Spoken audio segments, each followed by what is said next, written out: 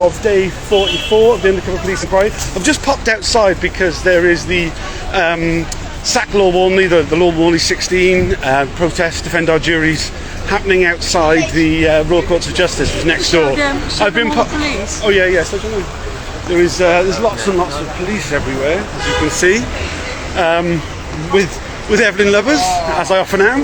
A few other people have come out. There appears to be sort of all sorts of blockades happening. Sit down on the road blockade. I've seen photos of it actually happening, but let me just.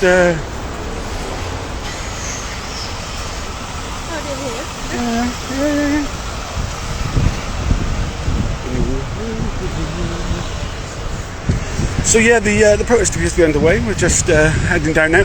In terms of what was happening at the inquiry over the last hour, it was mostly questions about Stephen Skutts, wasn't it, really? It was, and he kind of started talking, but he's not saying very much. No. The only impression we get is that he really did not like Skutts. No, not even slightly, right? I mean, basically, he takes sole responsibility for getting Skutt thrown off the unit. Yeah. He was asked if he considered the emotional well-being of Skutt. He said yes, he did, and he weighed that against how manipulative and conniving Skutt was. It's incredible the language he used. Yeah, and also he was pulled from the unit. He was pulled from the field, like with no chance to prepare his leave or his disappearance.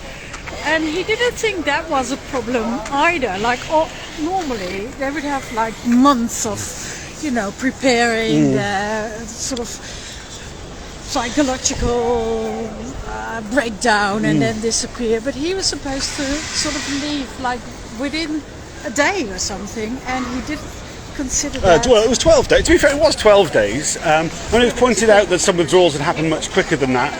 I mean, the way that HN109 put it.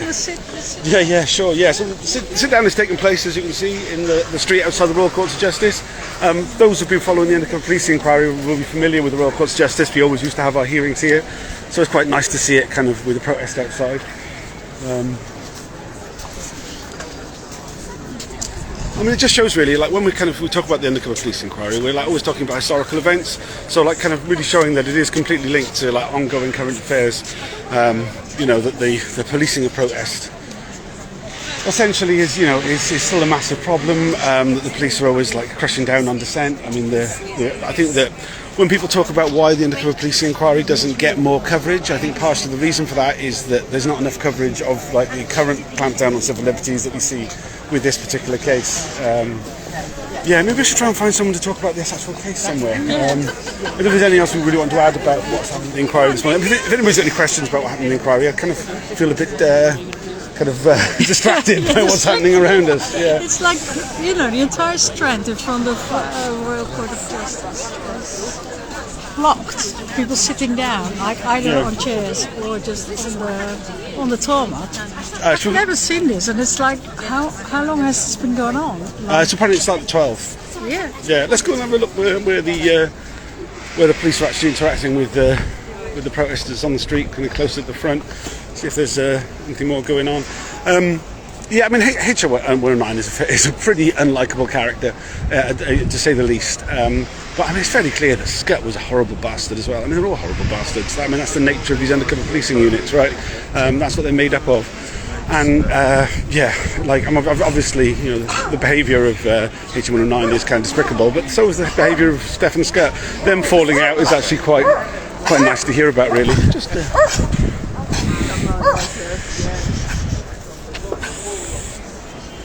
It's really good to see this many people out on the streets for this action. I mean, it shows the strength of feeling that exists. The 16 people who are awaiting trial today, I guess it's currently going on right now. It's a massive positive. You can see here police interacting with the protesters, trying to remove them.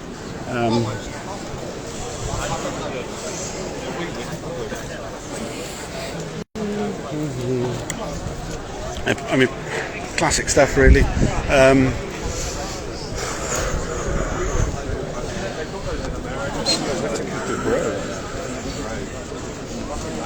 It's like £60 for a bag. You're full. I can. That's always the bottom. Like, if you spend money on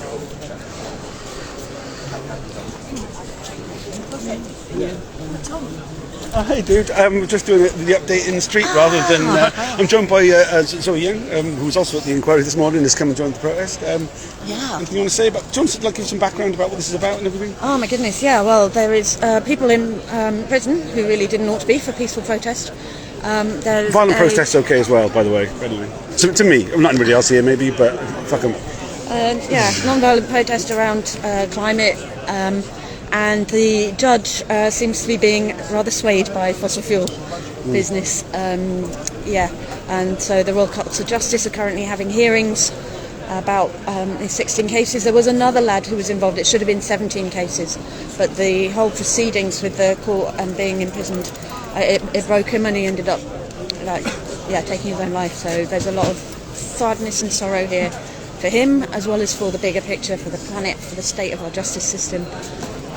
So everyone's sitting in silence in the road. The police are going around sort of telling them maybe they shouldn't, and they're just staying, and good on them.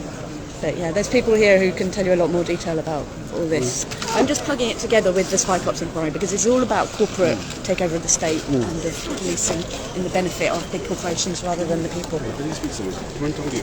Okay, cool. Oh, so I'll just keep chatting. Tom needs to go and hug somebody. Yeah, so here we go. So the police turning up.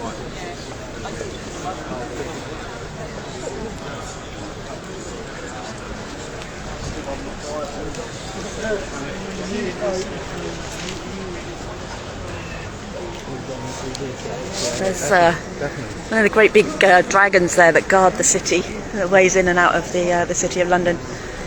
So yeah, literally 2 minutes here from the inquiry, and here's Tom back. Yeah, sorry, I just bumped into a friend. There's lots of people I know here, obviously, as the nature of these things. But I mean, in terms of like the connections really that exist between like what we talk about with the historical events in the inquiry and what's happening here today, it just shows really nothing's really changed.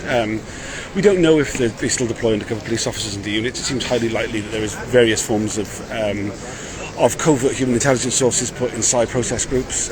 Whether that is, what we used to with the actual officers themselves, or whether it's...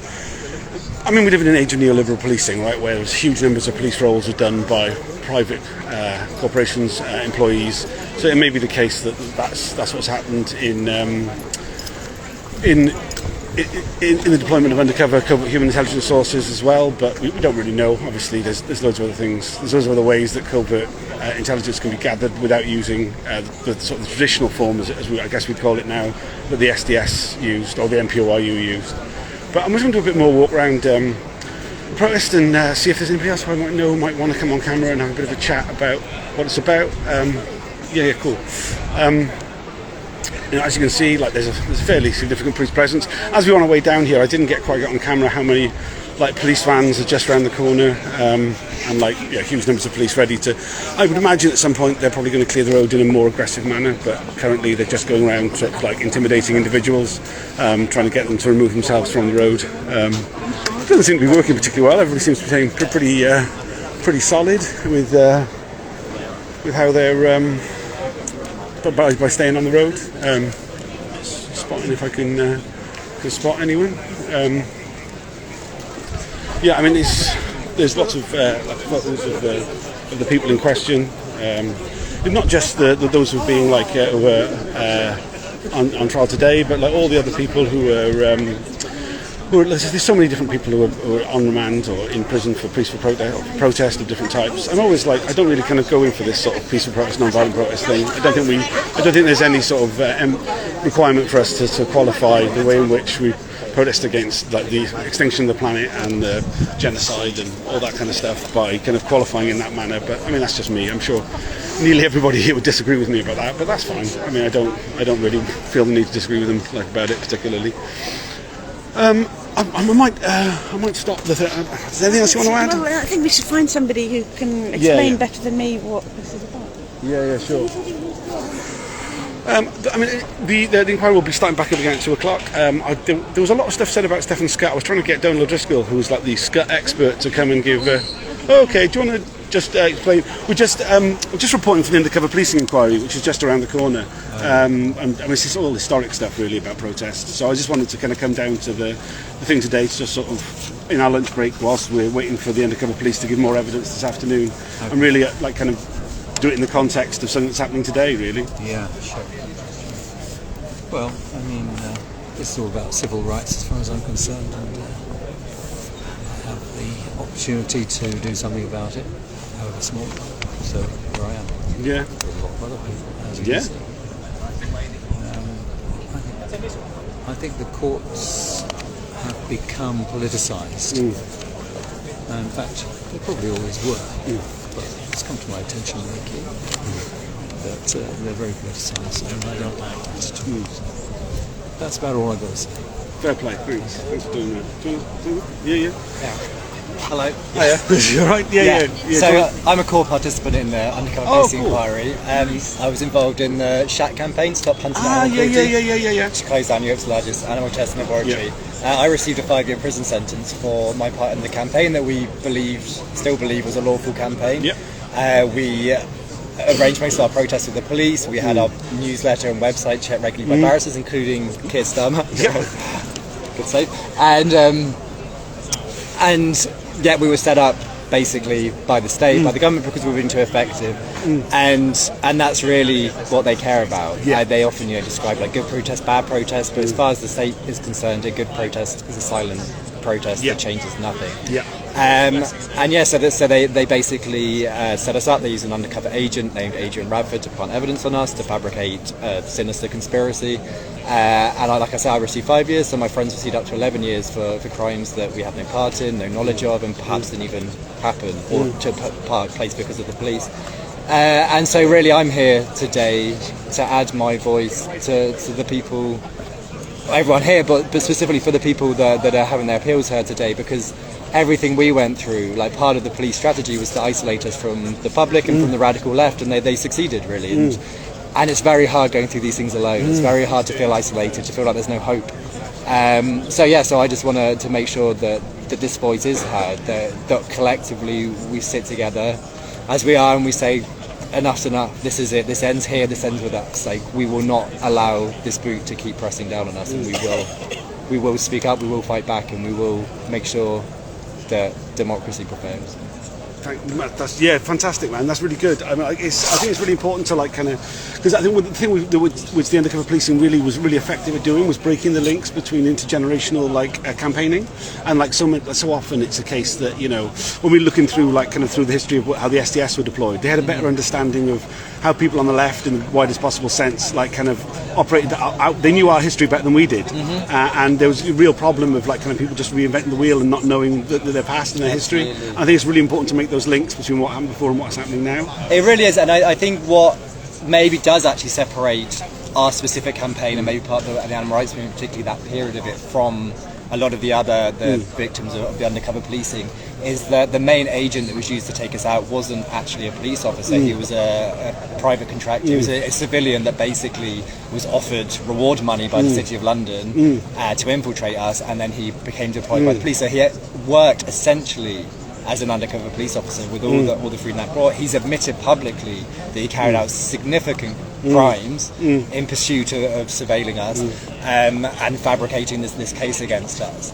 And what they did, what Lord Sainsbury did, the science minister at the time, just like Lord Walney, an unelected official who basically got his fingers in all the pies, made a lot of money out of persecuting activists. He had a 5-strand plan to eradicate the animal liberation by the end of 2006, and he kind of succeeded. When they took out SHAC, it wasn't just SHAC, it was the entire movement, and there was almost 10 years in the animal rights movement specifically where there was not really anything happening. And so the new generation of animal rights activists are doing amazing things. They're more born out of the modern environmental movement, out of Extinction Rebellion and things like that, than they are out of the historic grassroots animal rights movement. So really, certainly with the animal rights movement, there's a huge disconnect of knowledge between what came before and what's happening now.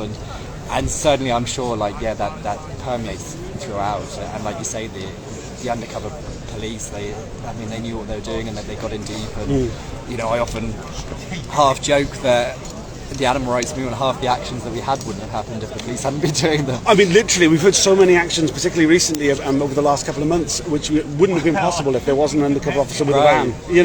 Then literally it came down to the van in so many cases. I mean, we saw, we've heard a lot recently from HN1, who's the cover name Matt Rayner, infiltrated the Animal Liberation Front, and he was basically driving around groups. I mean, he kind of tried to cover it by saying, well, I was just driving them there, but literally so many of those ALF actions of the early 90s wouldn't have been possible if he wasn't the driver. Absolutely. And I mean, I think the Shack case is a really interesting one because it shows the beginning of that neoliberal policing of contracting stuff out, basically bringing in the private sector, because they in terms of kind of criminal activity, they've got so much more plausible deniability about kind of what went on, and I mean, I think this really is the growth area of what's happening right now in terms of absolutely stuff, and it's we're 15 years on from our court case. 15 years on, I know I was innocent of the crimes I was accused of, but we still haven't got an appeal. We have evidence, we have audio recordings of Agent Radford, the civilian contractor, fabricating the evidence used to convict us, but because he wasn't a cop,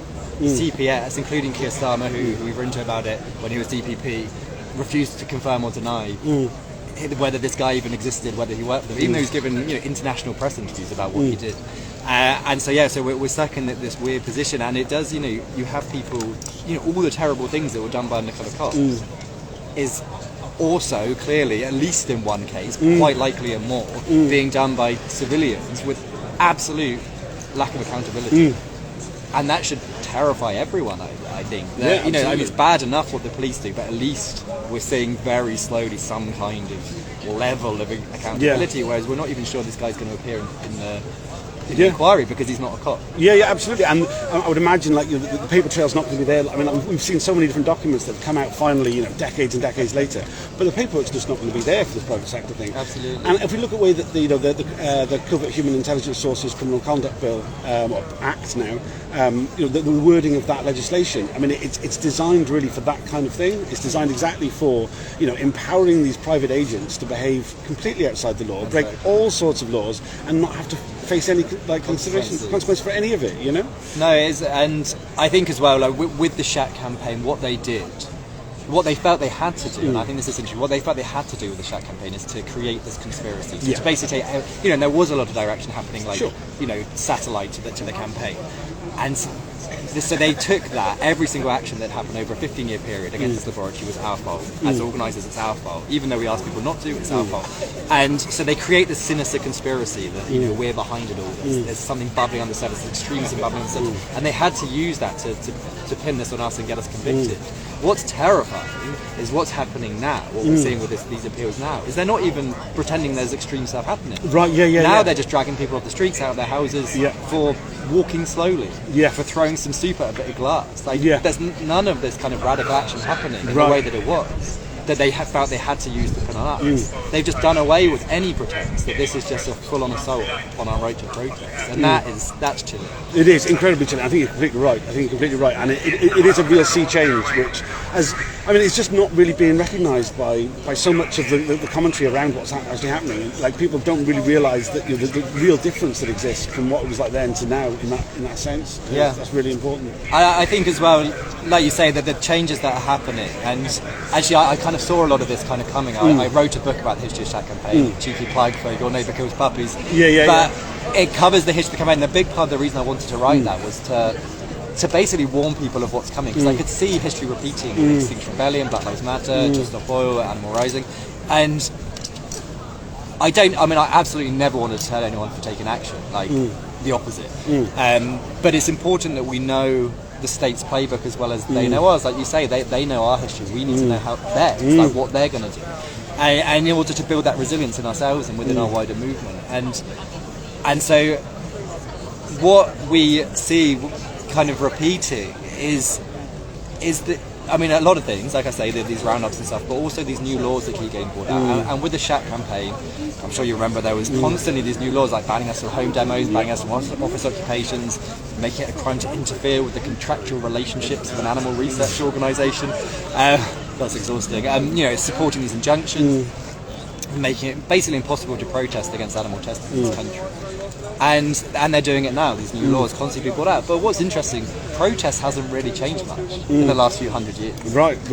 The way we protest hasn't really changed. No. These sit-down protests, this isn't new. Nothing's new. Nothing's new. We're doing the same things over and Yeah. over, and yet it's getting more and more illegal. Yeah. Like, we're not coming up with radical new ways of protesting that are being stamped down on. Yeah. This is just a constant erosion of our right to protest. I remember George Monbiot said when they brought out that law that I'm not going to repeat because it's so long, but he said, democracy isn't going to be taken down with like jackboots. It's going to be taken down with 1,000 dusty codicils. It's going to be taken down with this constant slight erosion. Every generation, just a slight bit more of our right to protest is taken away, and we can't allow it. Like I say, we have to say it, and we have to say enough about it. Like, we have a right to protest, and we're going to voice it, no matter what. I mean, I think that's a fucking brilliant line. I think that's a great line to finish on, man. I mean, like, I think that says everything, really. Fucking 100%. Thank you so much, man. Lovely Yeah, perfect. Yeah, lovely to meet you too, man. Yeah. Buy a copy of Your Neighbour Kills Puppies. Where can you get it from? Everywhere. Okay, cool. Freedom Press is a nice place. Yeah. Get it on Freedom Press. And thanks for joining. I'm going to go back into them fairly soon, but I'll give you another update later on today.